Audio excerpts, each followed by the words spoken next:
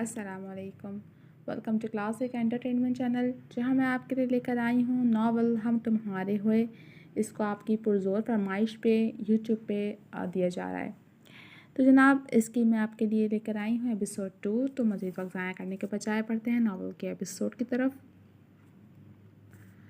15 روز Paris میں خوب گھومنے پھرنے اور لطف اندوز ہونے کے بعد بالآخر یہ لوگ کراچی واپس آ گئے تھے، جس کے بعد دوبارہ زندگی کی گاڑی اپنے معمول پر آ گئی۔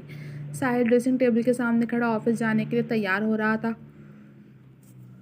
جب امرین کمرے میں آئی۔ ناشتہ ریڈی ہے، آ جائیں، اس نے وہیں سے اطلاع دی اور پلٹ کر جانے لگی۔ امرین بات سنو۔ ساحل کے پکار پر وہ رک کر پلٹی۔ میرا نام امرین نہیں ہے، امبرین ہے، اس نے مسکرا کر آگے آتے ہوئے تصحیح کی، جو جانتی تھی کہ ساحل جان بوجھ کر چھیڑ رہا ہے۔ ایک تو تمہارا نام بہت مشکل ہے، زبان پر ہی نہیں آتا۔ وہ اس کی جانب آیا۔ اگر میں تمہیں جانم کہوں تو چلے گا؟ اسے ہاتھ سے پکڑ کر قریب کھینچا تو وہ سینے سے آ لگی۔ دوڑے گا، اس نے بھی شوخی سے جواب دیا۔ گزشتہ عرصہ ساحل کی سنگت میں گزار کر اب امرین کے انداز و اطوار میں بھی اعتماد اور شوخی آ گئی تھی۔ وہ جو شادی کے شروعاتی دنوں میں اس کے قربت اور معنی خیزی پر گھبرا جایا کرتی تھی، اب خود اس کے قریب رہ کر اسے شوخیوں کے موقع فراہم کرتی تھی کہ اسے بھی سب اچھا لگتا تھا، اور وہ صرف ماں کے کردار میں گم ہو کر بچوں میں الجھ کر اپنی ازواجی زندگی بے رونق نہیں کرنا چاہتی تھی۔ ذرا ٹائی تو باندھو، اس نے گردن کے گرد لٹکتی سرخ ٹائی کی جانب متوجہ دلائی۔ امرین فرمائش پوری کرنے لگی اور وہ کمر کے گرد بازو حمایت کیے کھڑا رہا۔ بن گئی، اس نے اطلاع دی۔ اتنی جلدی؟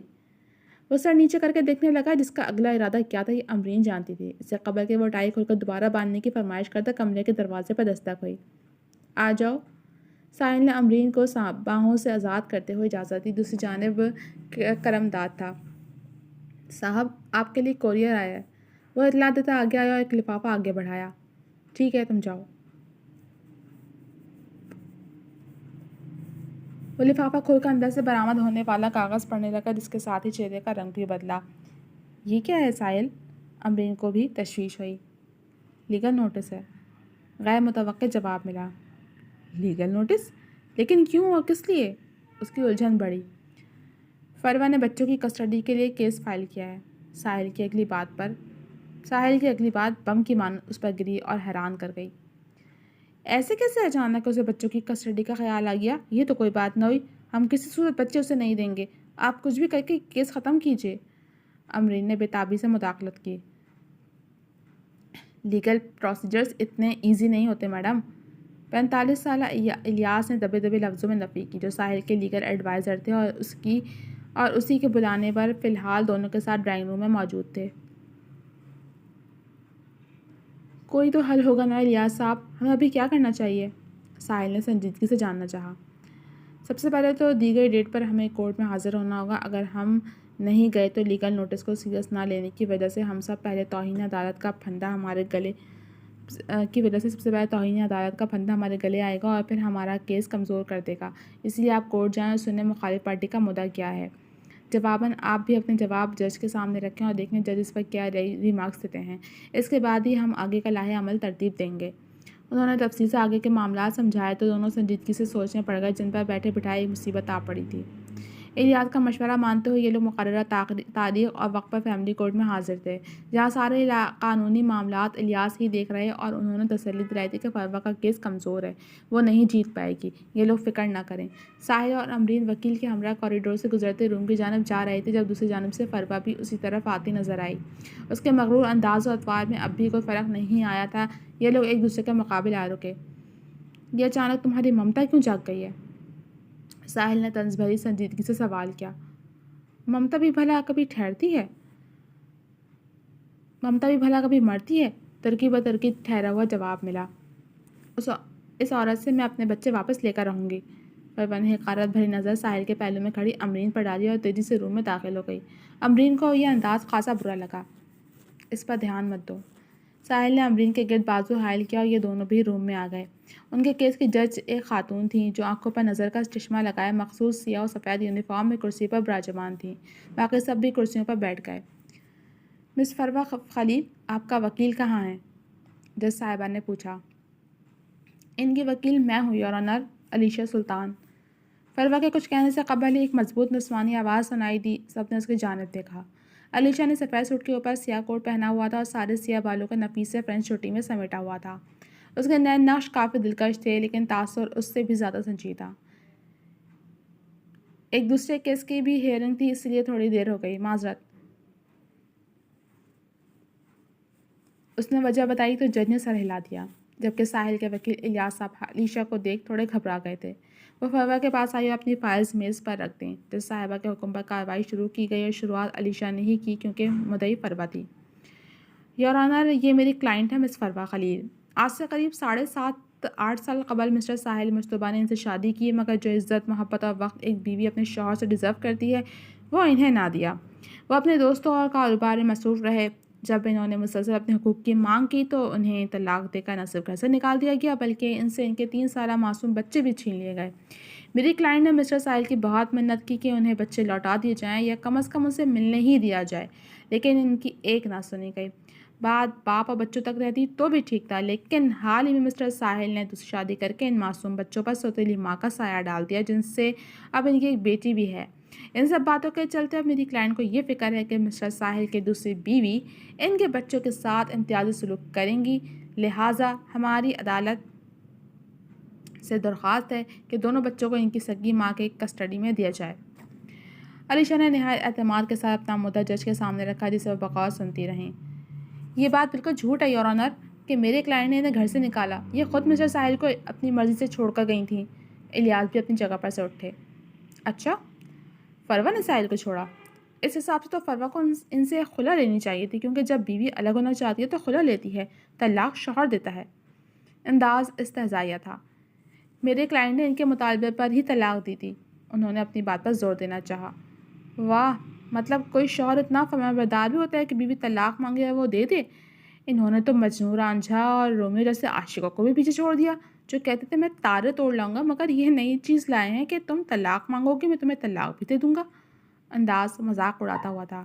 جج کی ٹیبل کے پاس بیٹھے ایسوسیٹس بھی دبی دبی ہنسی ہنسنے لگے، جبکہ الیاس گڑبڑا گئے کہ ان کے پاس جواباً کوئی مضبوط دلیل نہیں تھی۔ مسٹر ساحل، کیا یہ سچ ہے کہ آپ نے مس فروا کو طلاق دی تھی؟ جج نے براہ راست اس سے پوچھ لیا۔ یس یور آنر، وہ جذباتی جواب دیتا کھڑا ہوا، لیکن مجھ سے طلاق مانگی گئی تھی اور میں زبردستی رشتے روک کے رکھنے کا قائل نہیں ہوں، اس لیے فروا کو آزاد کر دیا۔ وہ ٹھہرے ہوئے انداز میں مزید بولا۔ جی نہیں، مجھے اس لیے آزاد کیا تاکہ خود آزادی سے وہ عیاشیاں کر سکوں جو میری موجودگی میں مشکل تھیں۔ فروا بھی کھڑی ہوئی۔ کون سے عیاشی کرتے دیکھ لیا ہے تم نے مجھے؟ ذرا ثابت کرو۔ ساحل نے بھی دو بدو چیلنج کیا۔ Order order. دونوں کو لہجہ دیکھ جج نے ٹوکا۔ علیشا اور یاس نے بھی دونوں کو چپ رہنے کا اشارہ کیا، ورنہ بات بگڑ سکتی تھی۔ کچھ دیر یوں ہی ان لوگوں کی جرا چری، جس میں کچھ خاص پیش رفت نہ ہوئی سوائے اگلی تاریخ ملنے کے، کیونکہ فروا کی طرف سے بھی کیس زیادہ مضبوط نہیں تھا، لیکن اس کی جو وکیل تھی وہ اس طرح باتوں کو اپنی منشا کے مطابق گھما رہی تھی کہ ساحل کے وکیل کے پسینے چھوٹ گئے۔ روم سے باہر آتے ہوئے علیشا نے ایک سخت نگاہ ساحل پر ڈالی اور وہاں سے چلی گئی، جبکہ ساحل، امرین اور الیاس وہیں کوریڈور میں کھڑے ہو گئے۔ اب کیا ہوگا ساحل؟ امرین کو فکر ہوئی۔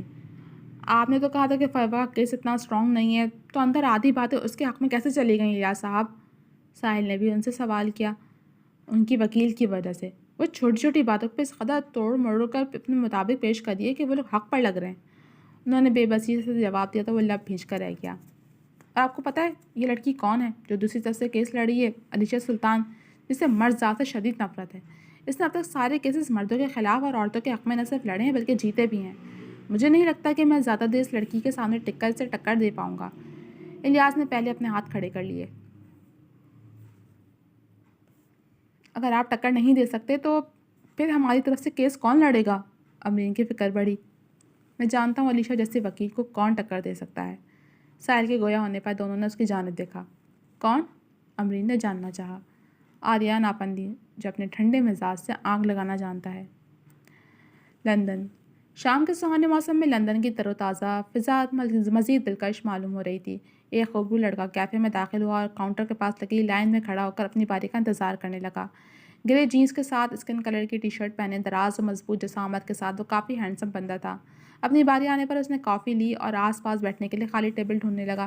کیفے کی ساری ٹیبلز بک تھیں، بس 2 سیٹر ٹیبل کی ایک کرسی خالی نظر آئی، جس پر ایک ایشین لڑکی بیٹھی کافی پیتے ہوئے موبائل میں مصروف تھی۔ وہ اس طرف چلا آیا۔ ایکسکیوز می، کیا میں یہاں بیٹھ سکتا ہوں؟ اس نے قریب آ کر مہذب انداز میں استفسار کیا۔ لڑکی نے سر اٹھا کر دیکھا۔ تمہاری یہ جرت کہ تم مجھے اپنے ساتھ 1 نائٹ اسٹینڈ آفر کر رہے ہو؟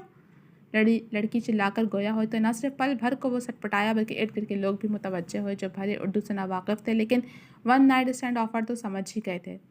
کچھ دیر متوجہ رہنے کے بعد آہستہ آہستہ سب دوبارہ اپنے مشاغل میں مصروف ہو گئے۔ تبھی لڑکی آہستہ آواز میں گویا ہوئی۔ مجھے پتا ہے تم مردوں کی فطرت، بظاہر یہاں بیٹھنے کے پیچھے تمہارا ارادہ یہی تھا۔ ابھی بیٹھنے کی اجازت مانگ رہے تھے، تھوڑی دیر بعد آفر بھی کر دیتے۔ مجھے لوگوں کی سوچ پڑھنا آتی ہے کیونکہ میں ایک سائیکالوجسٹ ہوں، لڑکی نے نہایت اطمینان سے بتایا۔ لڑکا پہلے تو چپ چاپ اس کی بات سن چند لمحے دیکھتا رہا، پھر وہ بھی بلند آواز سے چلایا، $500 just for 1 night stand? You're demanding too much. $500 صرف ایک رات ساتھ گزارنے کے لیے؟ تم بہت زیادہ مانگ رہی ہو۔ لڑکی کی آواز پر سب دوبارہ متوجہ ہو جو یہ پورا انگریزی جملہ سن کر بآسانی سارا ماجرا سمجھ گئے تھے، جبکہ لڑکی ہکا بکا سی اسے دیکھے جا رہی تھی۔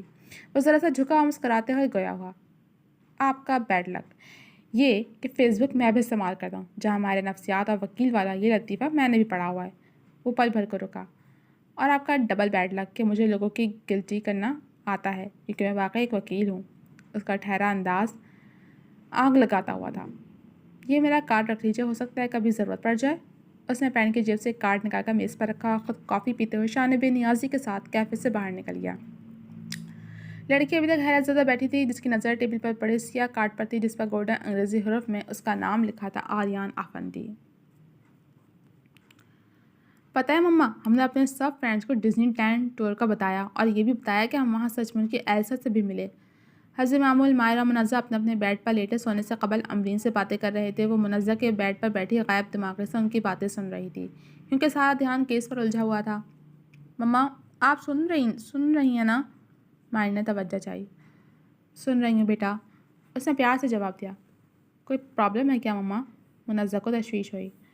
امرین نے کوئی جواب دینے کے بجائے اس کی جانب دیکھا جو بیڈ پر لیٹی جواب کے منتظر تھی۔ وہ مائر کی نسبت زیادہ جلدی باتیں اور رویے محسوس کرنے لگی تھی۔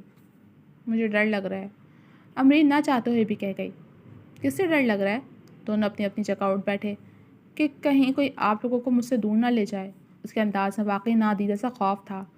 ہم کہیں نہیں جائیں گے مما۔ دونوں فوری اس کے دائیں بائیں آ گئے۔ مجھے پتہ ہے آپ لوگ نہیں جاؤ گے، لیکن اگر کوئی زبردستی آ کر لے گیا تو؟ اس نے دونوں کے گرد بازو حمائل کیے۔ تو ہم اسے بھی نہیں لے کے جانے دیں گے، جیسے ہم نے نمرا آنٹی کو تنگ کر کے پاپا سے دور بھگا دیا تھا ویسے ہی اسے بھی بھگا دیں گے، ڈونٹ وری۔ مائر نے یقین دہانی کرائی۔ امرین کو دونوں پر ٹوٹ کا پیار آیا، نتیجتاً اس نے دونوں کو خود میں بھینچ لیا۔ زہر نصیب، یہ آج میل اوپن کرتے ہی مجھے کیا پیغام ملا کہ ساحل مشتبہ مجھ سے رابطہ کرنا چاہ رہے ہیں۔ ہمارے تو نصیب ہی جاگ گئے جو بڑے بڑے لوگوں نے ہمیں یاد کیا۔ آریہ نے ایک کان میں ہینڈ فری لگائے موبائل جیب میں رکھے بھرپور طنزیہ انداز میں گویا تھا جو ساتھ ساتھ کچن میں موجود اپنے لیے رات کے کھانے کی تیاری کر رہا تھا۔ دیکھو تو ذرا، مجھے بڑے لوگ ہونے کا تانا کون مار رہا ہے جو خود کالج کے بعد لندن ایسا گیا کہ پیچھے سب بھول گیا۔ ساحل نے بھی اسی طرح جوابی وار کیا جو اپنے اسٹڈی روم میں کھڑکی کے پاس کھڑا تھا۔ چلو میں تو ہوں ہی بے وفا بے مروت جو بھول گیا، لیکن آپ نے بھی تو کبھی یاد کرنے کی زحمت نہیں کی، اور اب یاد کیا ہے تو ضرور کوئی کام ہوگا۔ وہ کٹنگ بورڈ پر تیزی سے پیاز کاٹ رہا تھا۔ ہاں کام تو ہے، اور ایسا کام ہے جو شاید تمہارے سوا کوئی نہیں کر سکتا۔ اس نے صاف گوئی سے اعتراف کیا۔ آئی نیو اٹ، مجھے پتہ تھا، جھٹ جواب آیا۔ تمہیں پاکستان آنا ہوگا آریان۔ وہ اصل مدعے پر آیا۔ نہیں آ سکتا۔ کیوں نہیں آ سکتا؟ کیونکہ میرے پاس ٹکٹ کے پیسے نہیں ہیں، صاف جواب ملا، جو کہ اتنا زیادہ سچا بھی نہ تھا۔ وہ بس ایسے ہی بول رہا تھا ورنہ اس کی مالی حالت اتنی بری بھی نہیں تھی۔ کیوں، وہاں گوروں کے جھگڑے نہیں ہوتے کیا جو ہر ماہ 2-4 کیس لڑکا تمہارا خرچہ پانی نکل آئے؟ انداز طنزیہ تھا۔ یہی تو پرابلم ہے، یہاں فیس صرف کام کرنے کی ملتی ہے اور یہ کام بھی بہت مشکل سے ملتا ہے۔ پاکستان والا نظام نہیں ہے کہ جگاڑ لگا کر خرچہ پانی نکال لیا جائے۔ اس نے پیاز کڑھائی میں ڈالتے ہوئے بتایا۔ جب وہاں اتنا ہی مسئلہ ہے تو اسکالرشپ لے کر پڑھنے کیوں گئے تھے؟ اور پھر وہاں کے ہی کیوں ہو گئے؟ پاکستان واپس آ جاؤ۔ وہ کھڑکی کے پار نظر آتے سیاہ آسمان کو دیکھ رہا تھا۔ پاکستان آ کر بھی کیا کروں گا یار، وہاں بھی اکیلے رہنا تو یہاں صحیح، کم از کم یہاں صبح صبح ٹین ڈبے والے کی آواز سے آنکھ تو نہیں کھلتی، اور بارش ہونے کے بعد تھوڑی دیر بعد سڑک سے بارش کا پانی غائب ہوتا ہے، بارش کے پانی کی وجہ سے سڑک غائب نہیں ہوتی۔ اس نے کافی دل جلے انداز میں آواز نہ کیا۔ اچھا یہ سب چھوڑو، تم بس پاکستان آنے کی تیاری کرو، تمہارے لیے ٹکٹ وغیرہ کا میں ارینج کر دوں گا۔ وہ واپس اصل موضوع پر آیا۔ ٹھیک ہے، اچھا یہ بتاؤ شادی وادی کر لی، بچے ہیں؟ اس نے کاؤنٹر سمیٹتے ہوئے جاننا چاہا۔ ہاں شادی کر لی ہے، بچے بھی ہیں، اور اسی حوالے سے تمہاری مدد چاہیے، سرسری جواب ملا۔ ٹھیک ہے، میں اس لیے پوچھ رہا تھا کہ آتے ہوئے بچوں کے لیے کچھ گفٹس وغیرہ لیتا ہوا آؤں گا۔ اس نے بھی فی الحال زیادہ نہیں کریدا۔ ابھی تو تم کہہ رہے تھے کہ ٹکٹ کے پیسے نہیں ہیں، ساحل نے یاد دلایا۔ اب میں اتنا بھی کنگلا نہیں ہوں، اور جب ٹکٹ تم ارینج کر رہے ہو تو میں کیوں پیسے ویسٹ کروں؟ اور سنو، ٹکٹ بزنس کلاس کا کرانا۔ اس نے بے نیاز جواب کے ساتھ حکم بھی دے ڈالا۔ تم واقعی پورے وکیل بن گئے ہو، ساحل نے گہری سانس لیتے ہوئے نفی میں سر ہلایا، اور چند ایک مزید بات کے بعد دونوں طرف سے رابطہ منقطع ہو گیا۔ تبھی پیچھے سے امرین نے ساحل کے بازو کے نیچے سے ہاتھ نکال کر اس کے گرد باندھ لیے جو ابھی ابھی وہاں آئی تھی۔ بچے سو گئے؟ اس نے موبائل پینٹ کی جیب میں رکھتے ہوئے پوچھا۔ ہاں لیکن مجھے بالکل نیند نہیں آ رہی ہے، بوجھا بوجھا سا جواب ملا۔ کیوں؟ وہ اس کی جانب پلٹا تو امرین نے ہاتھ اٹھا لیے۔ بچوں کی فکر میں، اگر واقعی پرواہ انہیں، وہ کہیں نہیں جائیں گے، ساحل نے اس کی فکر مندی اچک کر کہا۔ ہم جانے بھی نہیں دیں گے، آپ شہر کا سب سے بیسٹ وکیل ہائر کیجیے، ہمیں یہ کیس جیتنا ہی ہے۔ اس کے سینے پر ہاتھ رکھتے ہوئے وہ بیک وقت پر امید بھی تھی اور خوف زدہ بھی۔ اس کیس کے لیے ہمیں شہر کا سب سے بیسٹ وکیل نہیں بلکہ مخلص وکیل چاہیے جس کی غرض پیسے نہ ہوں، اور ایسا صرف ایک ہی انسان ہے، آریان آفندی۔ اس نے تصحیح کی۔ وہ کون ہے؟ وہ میرے کالج کا دوست ہے، اس کی فیملی میں بس وہ اور اس کے فادر ہوا کرتے تھے۔ وہ پڑھائی میں اچھا تھا اور وکالت پڑھنا چاہتا تھا، اسی لیے انگلینڈ میں اسکالرشپ اپلائی کی جو اسے مل بھی گئی، لیکن اس کے جاتے ہی کچھ عرصے بعد اس کے فادر کی ڈیتھ ہو گئی۔ آخری بار بس وہ ان کی تدفین کے لیے ہی آیا تھا، پھر کبھی نہیں لوٹا، لیکن اب میں نے اسے یہاں بلایا ہے کیونکہ ہمارا کیس اس سے بہتر اور کوئی ڈیل نہیں کر سکتا۔ اس نے خاصا تفصیلی جواب دیا جسے امرین نے بغور سنا۔ تم پریشان مت ہو، میں بچوں کو کہیں نہیں جانے دوں گا، ساحل نے تسلی دیتے ہوئے اسے سینے سے لگایا جو دل ہی دل میں دعا گو تھی۔ جی تو جناب، اب تک کے صرف اتنا ہی۔ کیسی لگی آپ کو یہ ایپیسوڈ؟ امید ہے آپ کو پسند آئی ہوگی۔ کمنٹ سیکشن میں اپنی رائے کا اظہار ضرور کیجیے گا۔ جلد ملوں گے اگلے ایپیسوڈ کے ساتھ، تب تک کے لیے اجازت دیجیے۔ اور ہاں، جانے سے پہلے میری آپ سے ایک ریکویسٹ ہے کہ اگر آپ نے ہمارے چینل کو ابھی تک سبسکرائب نہیں کیا، ہماری ویڈیو کو لائک نہیں کیا، شیئر نہیں کیا، تو جلدی سے چینل کو بھی سبسکرائب کر دیجیے، بیل آئیکن کو پریس کر دیجیے، ہمارے چینل کو اپنے فرینڈز اینڈ فیملی کے ساتھ شیئر کیجیے تاکہ ایسے انٹرسٹنگ ناولز کی ویڈیوز سے وہ بھی محروم نہ رہ سکیں اور ہمارے ناولز کو انجوائے کر سکیں۔ اجازت دیجیے، اللہ حافظ۔